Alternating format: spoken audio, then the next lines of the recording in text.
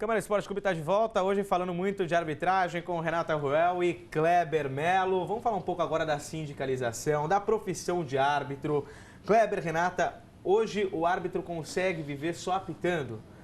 Falta a profissionalização? Como que vocês administram a carreira?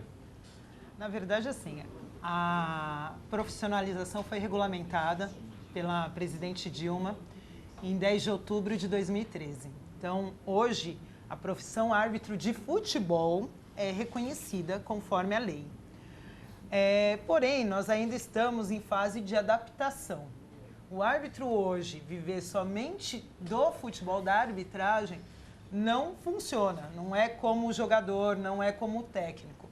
Hoje o árbitro ainda trabalha, tem outra carreira, o Kleber mesmo trabalha há anos, né? Conciliou as duas carreiras há anos.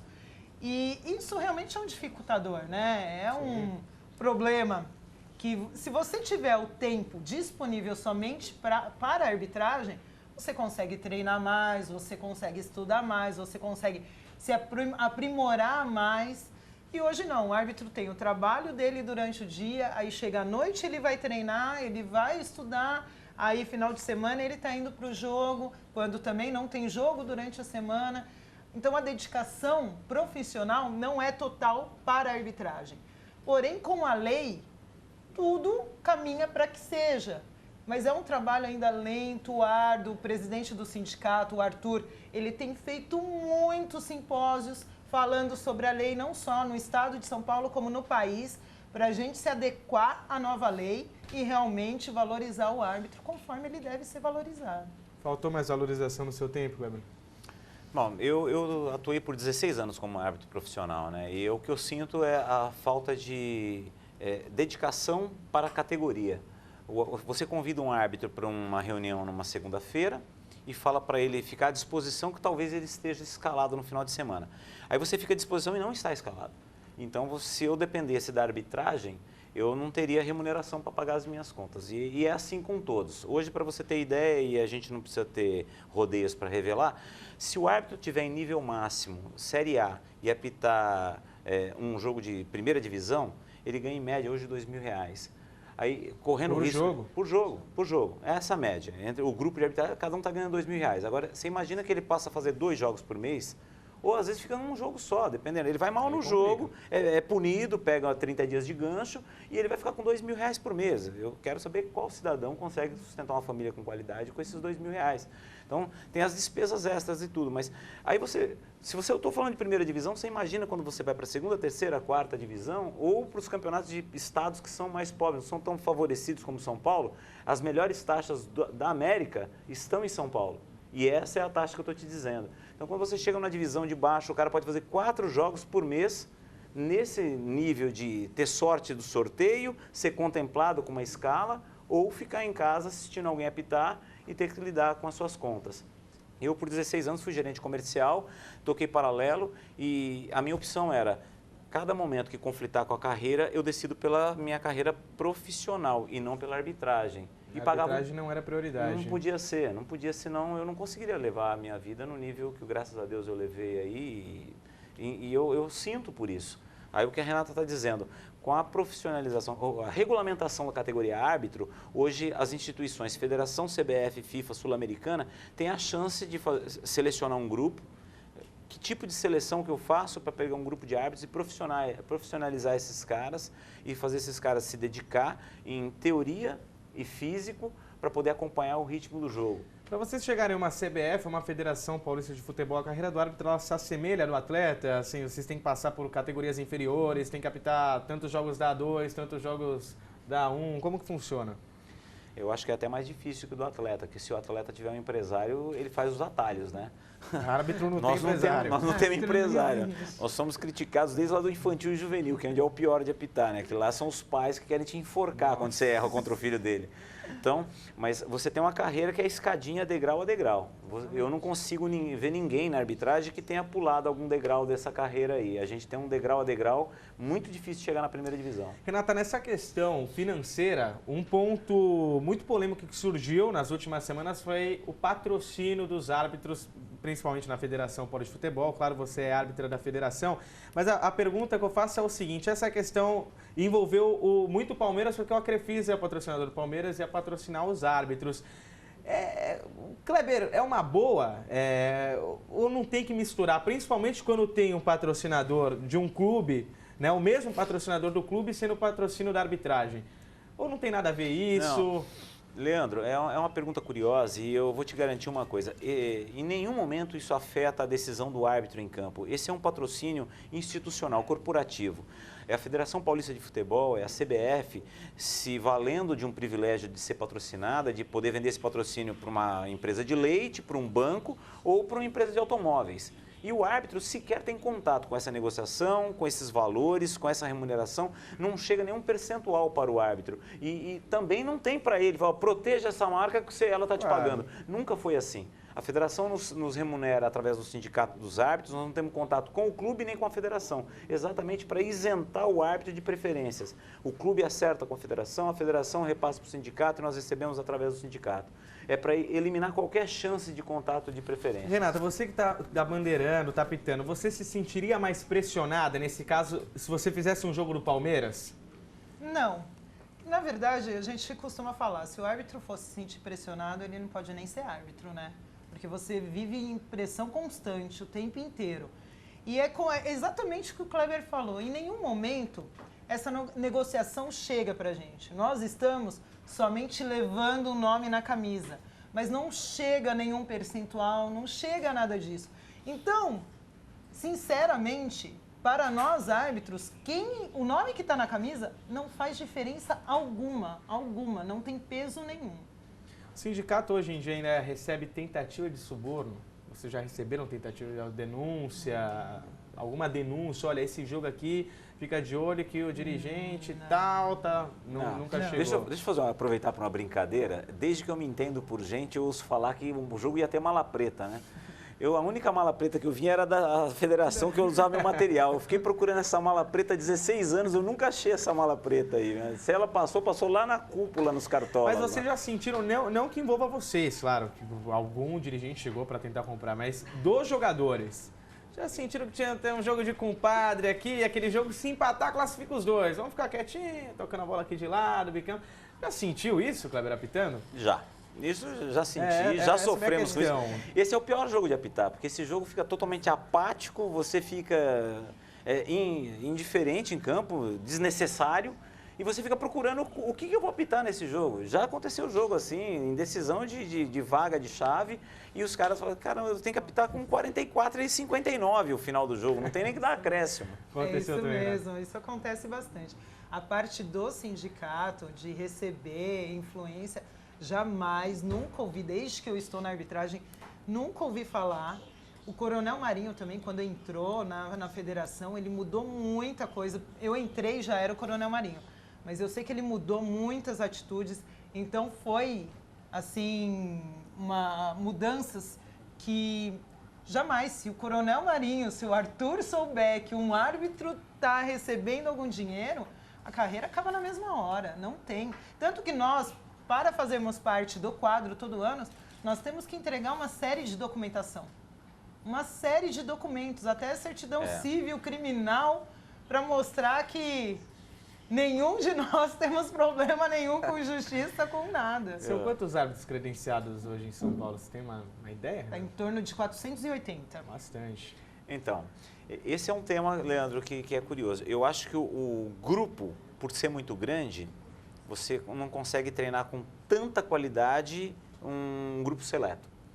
Se você separasse, eu vou profissionalizar um grupo seleto, fazer um corte de 50 e esses 50 terão um tratamento diferenciado, com uma garantia diferenciada. Talvez esse seja o caminho, o que a gente não consegue fazer hoje. Daí sim sairia um modelo de árbitro, agora eu vou cobrar com outro tipo de energia esses 50 caras.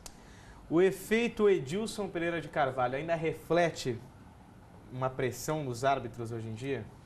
Não acredito. Eu sou contemporâneo de Edilson. No ano que aconteceu aquele fatídico, eu era parceiro de quarto dele. E foi um caso isolado. O caso Edilson poderia ter acontecido dentro da polícia, assim como acontece dentro do plenário, assim como acontece dentro do condomínio, na família. Eu tenho um familiar que vai lá e se desvia, se desvirtua e vai para o crime. Então, o caso Edilson foi totalmente isolado. O que eu agradeço do caso Edilson foi a mudança de conceitos de treinamento. Naquele momento chegou o Coronel Marinho. E o Coronel Marinho, por ser militar, ele botou uma outra doutrina na arbitragem. Eu vivi ela. Foi meu trampolim para chegar na primeira divisão. Eu sou agradecido, de certa forma, às mudanças, não ao fato Edilson, mas às mudanças por ter tido minha grande chance de chegar na primeira divisão. Naquela época você foi a favor de voltar todos os jogos? Porque teve alguns que não teve interferência, né? Direto e retornou. Corinthians São Paulo, Corinthians e Santos, algum daqueles jogos. Achei desnecessário. E depois nos áudios, se você resgatar na passagem, os áudios que a Polícia Federal tinha do Edilson mostrava que ele não tinha conseguido fazer nada que fosse do interesse realmente do que era o propósito da situação nos jogos que ele apitou. Olha, não deu para fazer, você viu, o jogo andou. E, então, os áudios eu me lembro perfeitamente naquele momento. Eu queria ser o Edilson. Quando eu entrei na arbitragem, eu admirava a postura do Edilson em campo. Ele era um bom árbitro, um árbitro livre de qualquer contestação com o apito. Só que, infelizmente, teve um procedimento não cível ali que condenável, pagou o preço maior, né? Renata, Kleber, vamos falar um pouco da carreira de vocês, jogos complicados, aquele jogo memorável, falou, esse você me deu trabalho, esse é um caso curioso. Uma história, no bastidor você vai me falando, teve uma lá na Moca, Kleber? Teve, na Moca aí, meu último jogo como profissional em 2012. Último jogo, eu na Javari, o jogo me convidou a apitar 4 pênaltis, eu não inventei 4 pênaltis, aconteceram 4 pênaltis, 3 foram a favor do Juventus.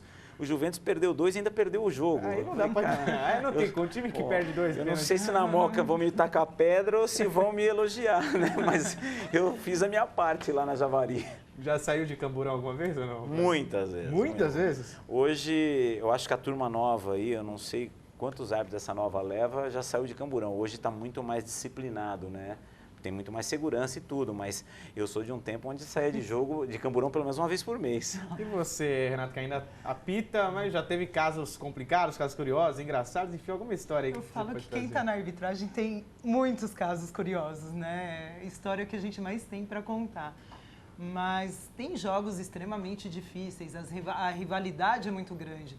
Eu fiz uma vez Rio Branco e União Barbarense, porque as pessoas falam do Palmeiras e Corinthians, do Santos e São Paulo, mas às vezes esses derbys do interior são piores. E eu lembro que eu fui fazer esse jogo, o time do União Barbarense chegou no estádio faltando 45 minutos para começar o jogo. Aí falou que ia subir com uma cor de uniforme. Nós estamos em campo só, e os 2 times com a mesma cor do uniforme. O jogo atrasou mais de 40 minutos. Os 2 diretores querendo brigar dentro do campo. Que lambança. Então, assim, não tem jogo fácil, mas é maravilhoso. Fala, Leandro, já que você abriu para contar a história, claro. tem uma bacana que pode ser resgatada. Eu fui fazer, quando começou a Série A2 em 2007, foi ter o jogo do Matonense contra o Nacional. E quem estava tocando o time do Matonense naquela época era o Israel de Jesus, um empresário aí de postura não muito crédula. Ele já tinha dado confusão lá na Portuguesa Santista, tinha ido lá para Matão tocar o Matonense. E aí ele pegou um momento onde o prefeito atual não gostava de futebol e assumiu o time como empresário, teve a eleição e o prefeito novo gostava de futebol. Aí Matão registrou na Federação Paulista para a próxima temporada o time do empresário. E a prefeitura registrou o time da prefeitura. E quando foi começar o campeonato, tinha 2 matonenses em campo e 1 nacional. Você imagina o que foi? Eu fui daqui lá recebendo recomendações que vai ter problema também. E teve. Quando eu cheguei em campo, tava o time da Matonense do empresário tinha entrado em campo, trancado os vestiários com super bonder na chave e não deixou a Matonense original da prefeitura entrar. Resumindo, a polícia quebrou todo mundo no cacetete, tirou todo mundo de campo na pancada, foi tema do Globo Esporte, foi tema de rádio e televisão, e demorou 1 hora para o jogo começar legitimamente com a time da prefeitura. E o outro time saiu totalmente espancado de campo, espancado, literalmente espancado. A gente fez o jogo e a Matonense ainda perdeu para o Nacional. Eu queria aproveitar a presença de vocês dois aqui para tirar uma das dúvidas que eu tenho. Eu já conversei com alguns árbitros, tenho alguns amigos que são árbitros, Coronado acho que você conhece, César Coronado. Meu contemporâneo. Figuraça, né? E uma vez comentando assim, eles falaram que quem pede a barreira é o jogador. Não entendi mais ou menos. O cara pode bater a falta rapidinho. Qualquer falta. Por que então que não pega aquela na meia-lua e sai jogando rápido? Ô, Leandro, isso é bacana, merece até explicação detalhada. A barreira é um privilégio do ataque e não é barreira, é distância mínima. Entenda só, quando você marca uma falta e o ataque está conduzindo a bola, eu estou correndo a favor do gol e eu quero marcar o gol. E eu fui interferido pela defesa. Se eu conseguir colocar essa bola e continuar a jogada, é o mérito que eu tenho, é o que eu quero ter de chance para continuar a minha jogada. O que a defesa quer é exatamente obstruir, parar a jogada e se reorganizar. E se reorganizar. Aí o que acontece? Se a defesa se reorganiza, o privilégio foi do infrator. Eu estava vindo para fazer um gol, sofri uma interferência e a defesa se reorganizou. Eu não consigo mais fazer esse gol. Então, o ataque, cobrar rápido, é um privilégio que ele tem e tem que ser valorizado. E quando ele não consegue cobrar rápido e a defesa quer se reorganizar, aí o atacante vira para você e fala assim, escuta, eu quero uma distância para cobrar agora. E aí eu quero a distância. Aí, neste momento, é aquele gesto tradicional, trivial do árbitro. Então, agora você espera que eu vou dar a distância, espera o apito. Mas esse tempo, ele é interpretativo? Essa espera de cobrar rápido, de cair, dessa decisão do jogador, ela é interpretativa? Passou 3 segundos, agora vai ter barreira. Eu sei onde você quer chegar, porque a lenda e o futebol e a várzea implantou que a barreira é do goleiro, que a barreira precisa ser formada, e isso a várzea provocou isso. Não existe a barreira na regra, em nenhum momento, não tem um parágrafo da regra, vai ser formada uma barreira. O parágrafo que existe é assim, distância mínima da bola, 9,15 metros. E o árbitro é o guardião desses 9,15 metros. E ele precisa ser respeitado nessa hora, assim, agora que eu vou te dar uma barreira, te dar uma distância mínima, você aguarda eu apitar. E aí o atacante tem que esperar isso. Tá? E a várzea deixou essa lenda da barreira do goleiro. Quer dizer, então eu tô lá, recebi a bola, vim pra minha lua, alguém, pum, passou a rasteira, eu caí. Rolei. Levantei rapidinho, mas saí da bola. Aí o Nelson, nosso diretor, foi lá, bateu a falta, veio de trás, bateu a falta, colocou na cara do gol, segue o jogo. Privilégio do ataque. Eu quero fazer o gol e não posso ser obstruído se eu tiver essa chance. Então, quando a defesa obstrui e o ataque consegue se recuperar, eu preciso valorizar isso. Eu sou o guardião dessa momento. Ele não vai conseguir mais cobrar essa falta rápido depois que o árbitro mostrou para ele só no apito. Exato. Aí o árbitro mostrou só no apito, ele não vai mais poder cobrar essa falta rápido. É isso aí. Mas se o fato de o árbitro se aproximar da jogada e ir até a bola, ainda não quer dizer nada. Ainda não quer dizer nada. Quer dizer, aí eu faço outra pergunta. O jogador brasileiro conhece a regra? Não porque conhece. A sensação que eu tenho é que eles não conhecem. Porque nem senão jogador, não botaria barreira nem nunca. Técnico, nem torcedor, eu vou te falar aqui na maior simplicidade. Agora, por que não conhece? Nós lidamos com uma categoria de jovens de um turnover muito rápido. O cara se torna profissional com 17 e com 22 é veterano. E se não deu certo, acabou a carreira dele. Então você tem 5 anos para lidar com o cara e ensinar 17 regras com interpretações para ele. Em 22 anos ele desiste da carreira e você tem um novo grupo, esse turnover é constante, esses caras não têm o mesmo nível de conhecimento que nós temos a chance de ficar 10 ou 15 anos na arbitragem, e hoje agora com essa abertura um pouco mais, e namorar a regra, estudar a regra, interpretar a regra. Só que a gente não consegue aplicar ela para os mesmos 22 caras durante 20 anos de carreira. Quer dizer, se você não tem ali o Marcelinho Carioca, o Zico, o Marcos Assunção, que bola parada com os caras era a caixa, meu, barreira pra quê? Barreira pra quê? Chance maior do gol é sair jogando ali. Exatamente. Essa coisa de prensada é só coisa de várzea mesmo, né? A prensada é uma jogada difícil de você interpretar, mas a regra deixa clara. O arremesso lateral, uma bola, é de quem exerceu a força da jogada. Isso são diretrizes do board. Existe um grupo de estudiosos de regra, são pessoas que olham para a regra e falam assim, ó, orientações do board. É um grupo de pessoas que orientam o que você pode fazer para não ferir a regra. E a orientação do board é que quando você tem um momento de impacto de bola, a bola foi dividida por 2 profissionais, quem exerceu a força maior é quem vai ter o privilégio de ficar com essa bola. Não tem a prensada. A jogada mais difícil do futebol ainda é o impedimento? Eu considero. A Renata, com todos os méritos aí, pode dizer. Eu considero, mas tem jogadas, né, de impedimento, tem jogadas de fácil interpretação. Mas tem jogadas que realmente, eu costumo dizer, dar um exemplo, aquela que o zagueiro sai, o atacante quer entrar na mesma proporção ali de linha, em alta velocidade. É um lance difícil, tem alguns lances difíceis. Tem algumas técnicas, o barulho da bola, a hora que a bola sai do pé do jogador ajuda? A Ana Paula falava muito isso. Então, mas como que você vai fazer? Eu fiz um jogo agora do Corinthians com 32 mil pessoas na Arena Corinthians. Eu fiz outro jogo do Palmeiras agora com 29 mil pessoas na Arena Aliança. Você não escuta absolutamente nenhum barulho da bola. Nenhum. Então, quando você está começando nas categorias de base, que não tem torcida, isso é uma técnica, sim, ajuda. Agora, eu falo que é muito feeling, por isso que eu acho que você não cria um árbitro. O árbitro é um dom, um assistente é um dom. Ô, Renata, barulho da bola não dá pra escutar muito e cantada. A hora que você tá concentrada no jogo, não. Mas em outros momentos, sim. Acontece muito. Acontece. Com jogadores também. Jogadores também, torcida, faz parte. E aí, como que você procura sair dessa saia justa, literalmente? Faz de conta que não tá ouvindo. A gente, principalmente quando tá com fone, você põe a mão no fone e faz de conta que tá ouvindo alguma coisa aqui, pronto. Fato muito curioso que a Renata comentou nos bastidores, o Kleber também tem, os dois trabalham com rede social e normalmente a árbitro procura fugir desse contato com o público. Te respeitam muito na rede social? Como que é depois de uma partida, chove solicitação de amizade ali? Depois de uma partida vem um monte. Eu saio de um jogo de TV principalmente, né? Aí eu olho as solicitações, tem várias, mas nunca desrespeitaram, sempre foram parabenizando, nunca faltaram com respeito. E eu acho legal, porque o árbitro é um ser humano como qualquer outro. E eu acho fundamental, principalmente, as pessoas saberem disso, saber um pouquinho da realidade da vida do árbitro, saber como que é. Nós não somos nem melhores nem piores do que ninguém, não vejo problema nenhum nesse contato. Assim como na vida normal, para as mulheres é sempre melhor, né? Porque no meu Facebook, quando entra alguma coisa lá, é para falar assim, seu ladrão, olha, roubou meu time. A mulherada é diferente, o cara já passa na gata, você é boa, mas eu te perdoo. Comigo não tem muito elogio não, viu, Leandro? Eles escreveram como que... Não, escreveram não. Um colega falou que estava escutando meu jogo no rádio e que no rádio comentaram. Olha, a Renata acertou, mas quando ela erra, ela não erra, ela se equivoca. E mesmo quando ela se equivoca, são os jogadores que erraram. Falei, então tá ótimo, assim.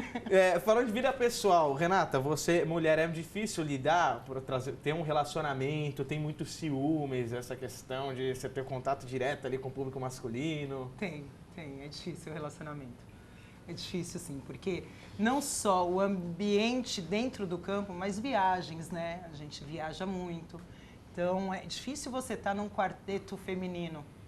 Normalmente é você e mais 3 homens, então é difícil. E o homem não aceita, ela sabe mais que a lei do impedimento do que eu. Tem também, viu? Já briguei por causa disso.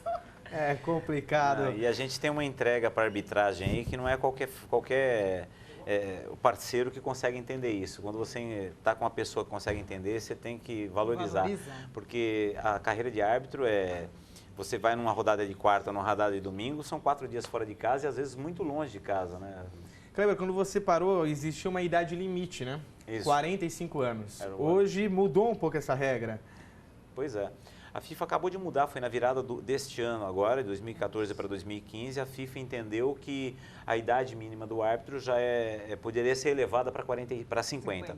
No ano que eu parei em 2012, era o ano que você fazia 45, era o último ano que você apitava. A FIFA já entendeu que são 50 anos. Com a regulamentação brasileira de arbitragem sendo reconhecida como profissão, a partir do momento que você está exercendo esta função, você já não pode ter limite de idade, porque você tem que depender das suas características físicas e profissionais. Então, eu sou um profissional habilitado, eu não posso ter idade para cumprir minhas funções. Então, a gente tem essa chance. Inclusive, eu estou tentando aí uma volta, eu fiz uma cirurgia de joelho. Não tanto, eu queria estar mais, Leandro.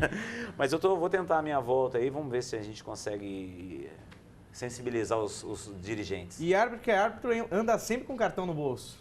Ou não? Não, os meus, por exemplo, vai saber se pode acontecer alguma coisa, estamos sempre com os cartões. Inclusive, Leandro, vou aproveitar que eu estou com eles, vou te fazer um presente. Pô, obrigado. Que isso, Você nunca ganhou 2 cartões de uma vez só. Bacana, gostei. Não vou mostrar o cartão pro meu público, não quero dar amarelo e vermelho para ninguém, né? Mas vou guardar com muito carinho. Obrigado, viu, Kleber? Imagina. Valeu, tamo junto. Olha, muito bom o bate-papo. Realmente a gente esclarecer questões de arbitragem, muitas regras desconhecidas do público, como essa questão da barreira, né? Muita gente não sabe. Eu acho que bacana vocês virem aqui, transparecer essa integridade da arbitragem, principalmente do trabalho da Federação Paulista. Viu, Renata? Obrigadão pela presença. Eu que agradeço a oportunidade. É um prazer poder mostrar um pouquinho do que é arbitragem, do que é ser árbitro de futebol e da nossa realidade.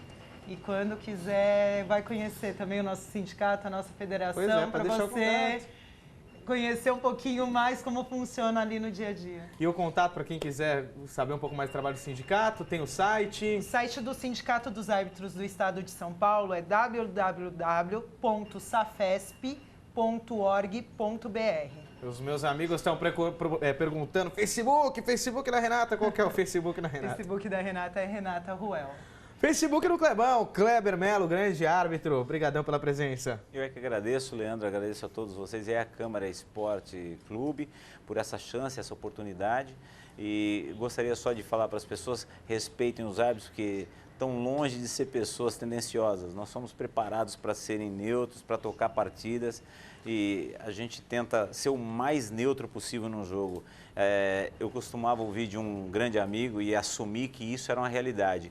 Ser anônimo é um sucesso na arbitragem. Eu, graças a Deus, fui 16 anos um árbitro anônimo. E quem hoje quiser trocar uma ideia com o Clebão, mandar lá uma mensagem, sem xingamentos, cara, parou, hein? Olha lá, hoje agora é só no carinho, mandar ali um prestígio. Qual que é o Facebook, Cleber? Cleber? O meu é o Kleber com K, Melo com L só. Vai ter minha rede social totalmente aberta lá. A gente tem uma vida, graças a Deus, totalmente clara, sem nenhum tipo de mala preta.